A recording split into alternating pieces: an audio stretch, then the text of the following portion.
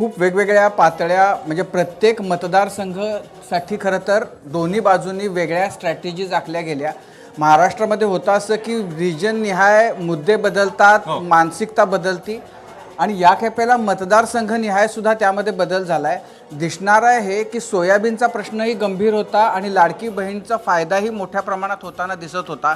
मतदान करताना मतदार जो कोणी आहे, जी कोणी माय माऊली मतदान करायला जाईल ती लाडक्या बहिणीचा झालेला फायद्याचा विचार करेल का सोयाबीनचा जो प्रश्न तिथं चर्चेत होता त्याचा विचार करेल. ह्याच्यावरून मुख्यत्वे मराठवाडा आणि विदर्भामध्ये महाविकास आघाडीचा जोर होता लोकसभेमध्ये, तो ह्या दोन्ही अशा प्रश्नांमध्ये आणि त्याच्या बरोबरीनं मराठा आरक्षणाचा मुद्दा मराठवाड्यामध्ये जो होता तर त्याचा कसा परिणाम होतो हे बघायला लागेल.